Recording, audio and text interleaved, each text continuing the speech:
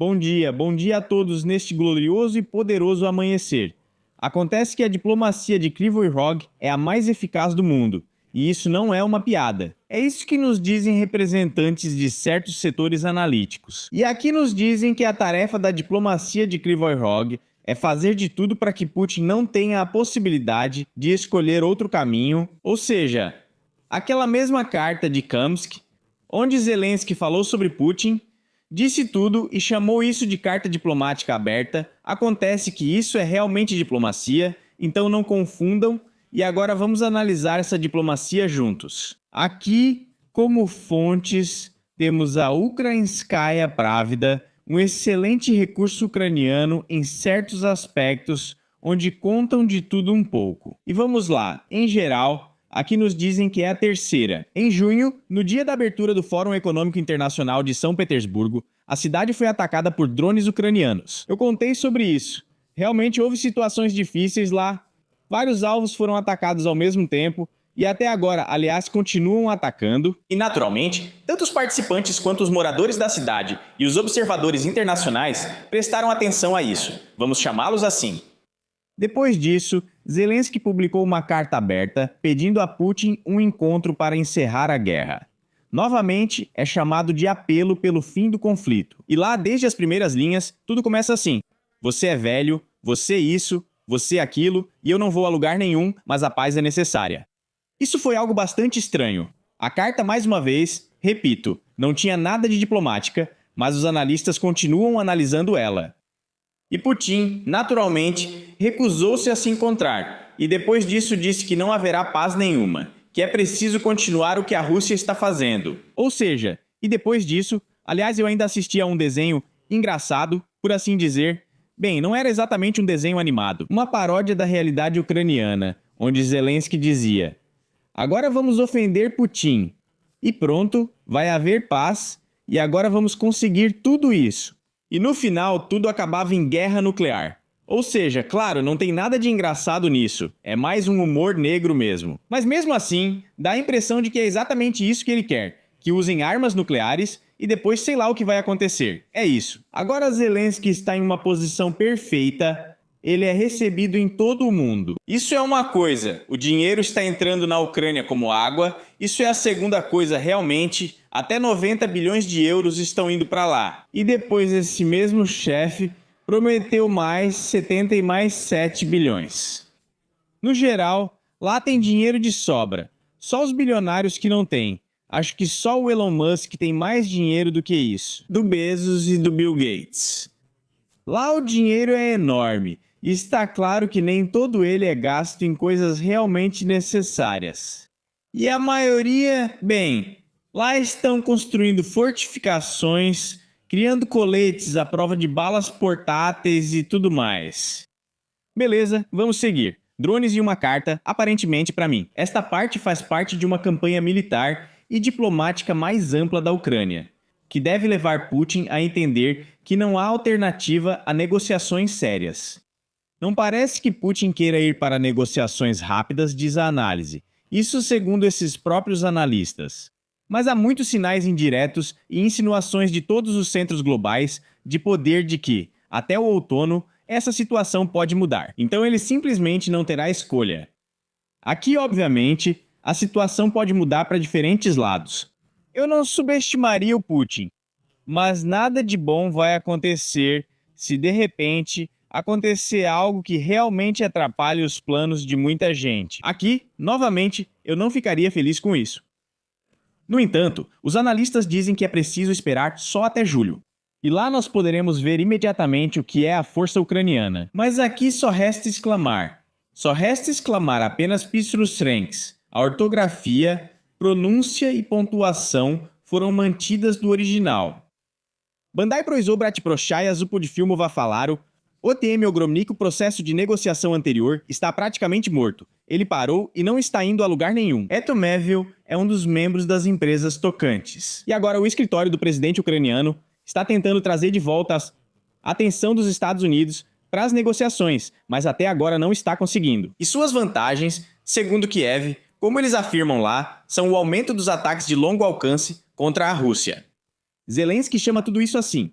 Isso aqui vamos tirar para nós. Isso aqui é para Gaza. Vocês não sabiam? Esse é o chefe do Ministério das Relações Exteriores da Ucrânia. E Zelensky diz que isso é para nossos ataques de longo alcance. Sim, quando for necessário, alguma coisa assim. As sanções no geral, como diziam antes, não brinquem, não me façam rir, meus Iskander. E agora são essas sanções de longo alcance. Ou seja, o humor basicamente dos dois lados é mais ou menos parecido. E ultimamente, as pontes terrestres, digamos assim, entre a mãe continente e a Crimeia estão ficando mais complicadas, muita coisa está sendo destruída por lá.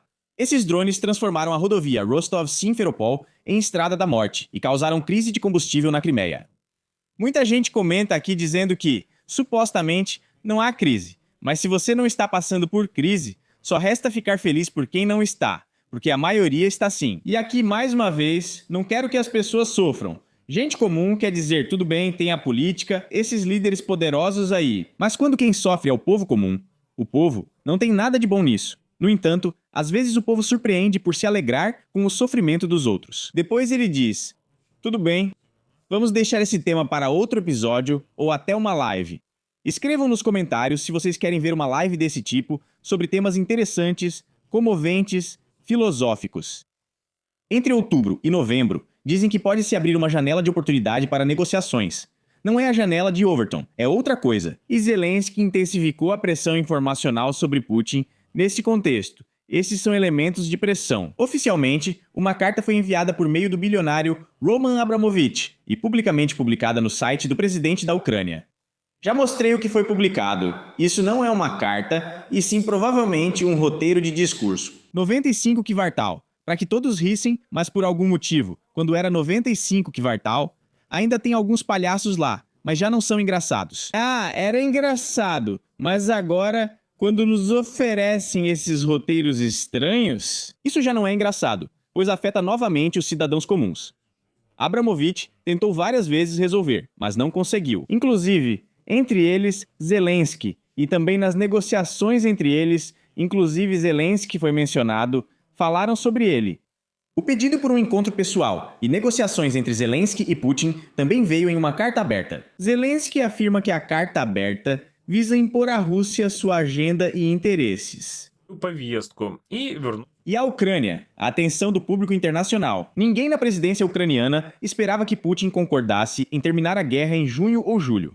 Mas entre os interlocutores ucranianos, outra data é cada vez mais mencionada, de outubro a novembro. Escrevam nos comentários.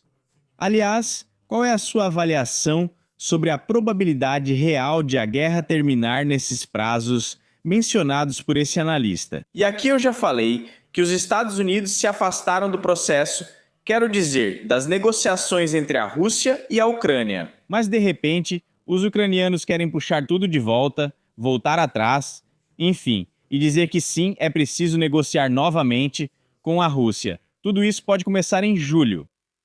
Os líderes europeus na própria cúpula do G7, que acontecerá na próxima semana na França, pretendem aproveitar os encontros com o presidente dos Estados Unidos, Donald Trump. Para quê? Para envolvê-lo no plano de reativação. Retomar as negociações de paz entre a Rússia e a Ucrânia. Aqui fica meio estranho, um passo à frente e dois para trás. Por um lado, mas as negociações avançaram. Tanto em 2022 quanto em 2023, havia alguns indícios muito claros e depois, de repente, tudo isso parou. Ou seja, há surtos isolados de bom senso entre alguns representantes de certos países e eles dizem que não seria ruim começar a negociar. E, por exemplo, na Bulgária, declararam que não há outro cenário além das negociações. Porque não haverá vitória militar nem de um lado, nem do outro, muitas pessoas morrerão e nada de bom sairá disso. Mas mesmo assim, continuam discutindo, continuam contando uns aos outros o quanto todos são poderosos. E a Europa, incluindo o Reino Unido, França e Alemanha, acredita que a situação na guerra mudou a favor da Ucrânia, o que cria uma oportunidade para novas negociações fora das condições.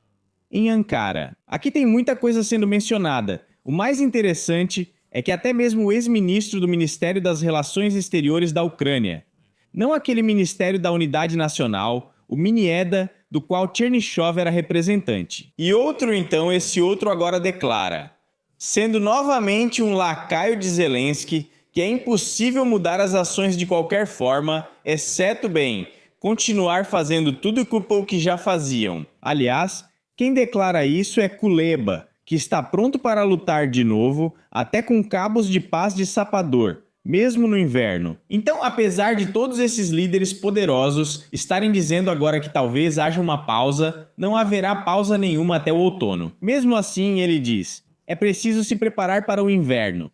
Clítico se preparou para a terra, nós para o inverno. Quem é que tem isso? E Kuleba diz, o que vai acontecer de novo? Como foi dito em South Park, em uma das cenas, eu fiquei com uma dúvida.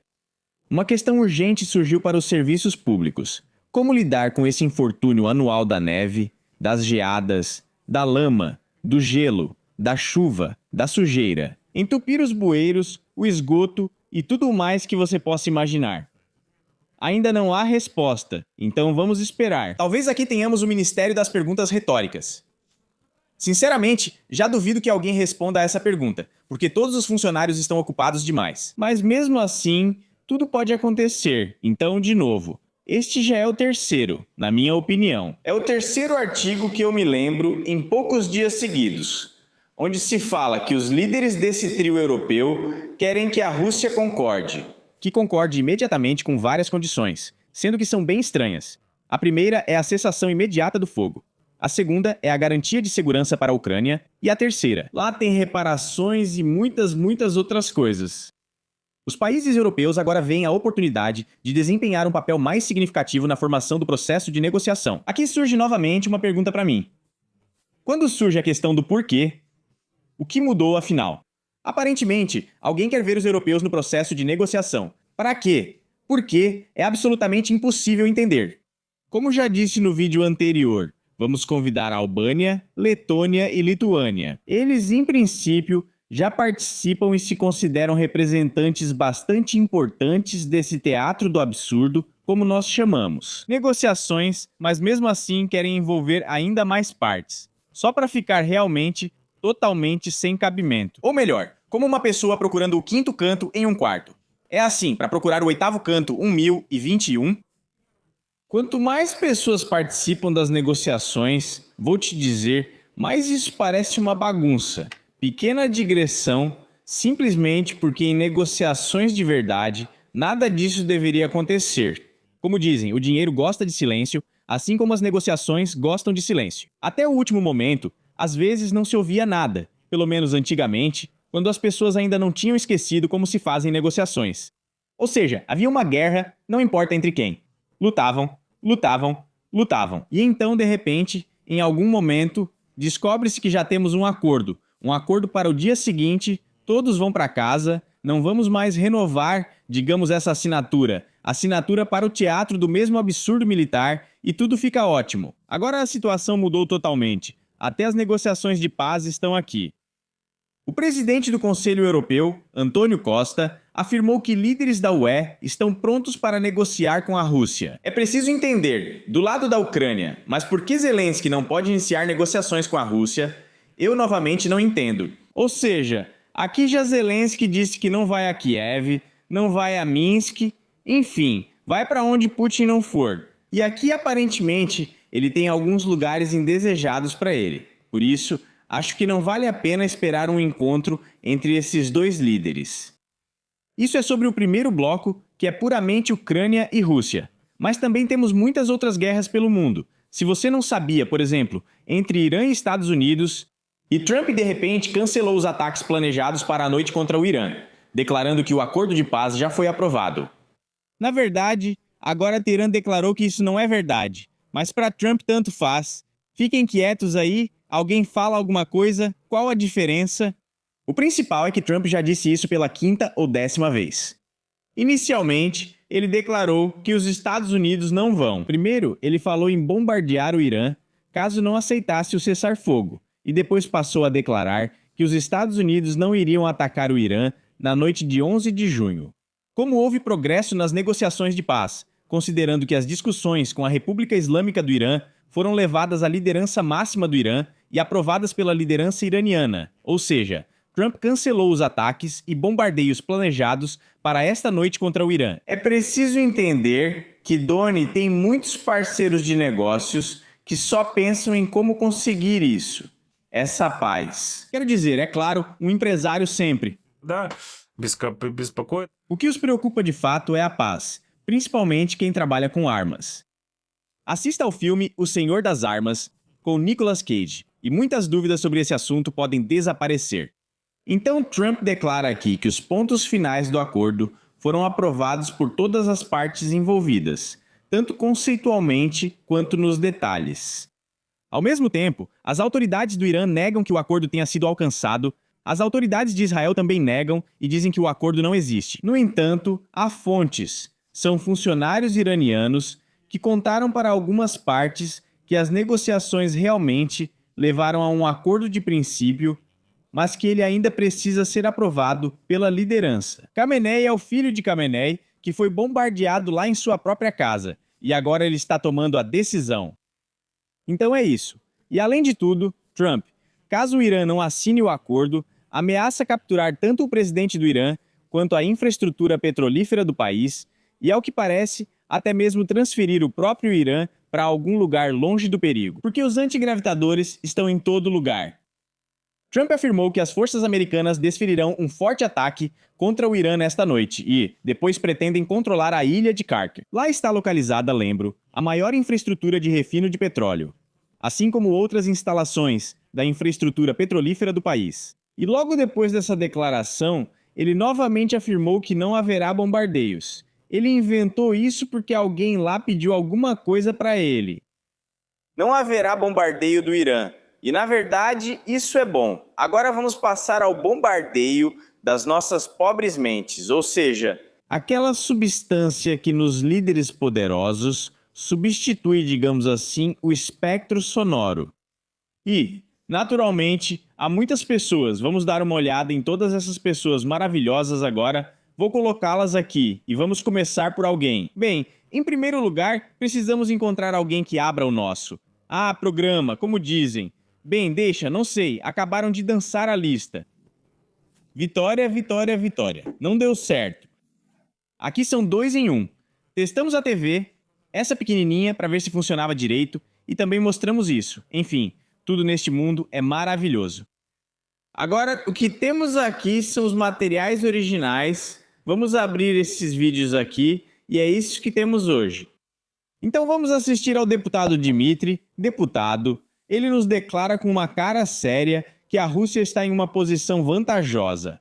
3 homens chamados K apareceram nesta tela com rostos extremamente sérios e complicados. Mas, aliás, o que mais me assusta é justamente o jornalista à esquerda na conversa, que ele agora vai pegar uma espingarda e sair como um guzu para algum lugar na floresta para abrir clareiras com os corpos dos inimigos. Mas é um personagem muito estranho, o olhar dele é realmente... Bom, mas agora vamos nos concentrar não nele, mas no cara à direita de óculos, ou seja, o príncipe de Zoru. Eu seria totalmente contra agora. Afirmo que a Rússia está sem saída, pois sua situação econômica é catastrófica. Vamos colocar os óculos do poder, porque figuras desse nível exigem isso. Sem os óculos do poder, nada vai dar certo. No ano que vem, a situação piora para eles. Mesmo com a alta do petróleo ajudando um pouco, faltarão recursos para fabricar armas. Putin claramente não é uma pessoa lúcida, está em um impasse e não avança. Pelo contrário, às vezes as forças armadas da Ucrânia até progridem. Bem, isso é simplesmente um desafio. Agora na televisão ucraniana, incluindo essa própria telemaratona que se chama, ameace Putin mais do que todos.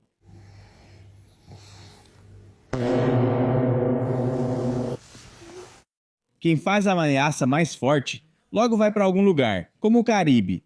E aqui é preciso entender que esse tal de Laptin já venceu várias vezes, porque ele já foi para algum lugar várias vezes sem ser de fato um trabalhador. Mas nós temos o Millian, esse cara é simplesmente uma lenda que antes trabalhava com questões do Hyperloop do Elon Musk. E depois ele de repente se alistou no exército após o início da guerra e de repente saiu de lá, alegando que tinha um osso quebrado, as orelhas machucadas, o gânglio interauricular danificado, então precisava sair urgentemente. E depois ele foi acusado de falsificação de documentos E como resultado, o Milian fugiu para o Reino Unido, onde está sendo entrevistado um tal de Dmitry Shekalkin. Dmitry Shekalkin, voltando ao escândalo com o DBR, que tentou te notificar formalmente da suspeita, quais são as próximas ações? O que está acontecendo com isso nisso? O que está acontecendo nesse caso? Como nos casos anteriores, encaro isso com total tranquilidade. É exatamente por isso que ele fugiu para o Reino Unido.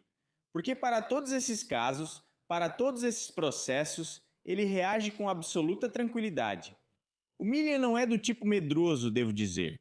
Ou seja... E isso existe, ou seja, eu tenho Прям Соломон, и это пройдет. a sua própria causa para que o país seja governado por pessoas dignas, não por qualquer lixo. Acho que consegui isso, consegui. Deve-se falar desses líderes poderosos. O mais difícil nem é entender alguns efeitos de ficção, digamos de piadas antigas ou algo assim, mas compreender do que o palestrante fala agora. Se antes eu assisti a alguns programas soviéticos, lá digamos entraram em um bar com os caras, isso já era nos anos 90, bem no final. Lá no finalzinho perguntam: o que vocês acham do mundo? Do mundo todo, o que vocês acham da cerveja? Por que quase todo homem que está sentado lá está com esse jarro? Essas latas nem é copo, são latas comuns mesmo. E fala sem palavrão. Conta o que perguntam pra ele e conta muito bem, é realmente agradável de ouvir. Ou seja, todo o discurso é dividido em certos elementos estruturais. Tem começo, tem fim, tem esse arco, se o discurso for longo, do personagem principal, digamos assim, e tem o encerramento, as conclusões. E se você perguntar pra uma pessoa moderna, tipo, o que você acha sobre a paz mundial? Vai sair cada besteira, ou então, o que você acha sobre as torres 5G, mas aí vai sair ainda mais besteira, triplicada. Por isso que o que surpreende aqui, claro, é a incapacidade de expressar claramente, de traçar, digamos assim, uma trilha lógica, não confunda com clareira, mas uma trilha, onde ao colocar suas declarações, algumas citações, você vai construindo o caminho. Tudo isso mostra uma personalidade muito intelectual. Eles tomaram conta do mundo, e nós, caros espectadores, estamos em algum lugar nos fundos, na floresta mais escura, escura, escura. Não se preocupem, eu espero que a escuridão se dissipe, a névoa vá embora, e nós veremos uns aos outros maravilhosos, com olhos brilhantes de intelectuais. Bem, enquanto isso não acontece, vamos nos manter firmes e não nos preocupar tanto com isso. Por enquanto é isso, tchau a todos e assinem o contrato. Assinem o contrato, criem relações nas equipes e deixem o cargo. É que todos os civis têm medo, acham que toda a guerra é só infantaria, nada mais. Não, tem trabalho de sobra, tem trabalho suficiente. A gente vai para o trabalho não como se fosse um fardo, mas sim com alegria. É isso que eu digo. Quando chegamos aqui, geralmente sempre tem algo para fazer.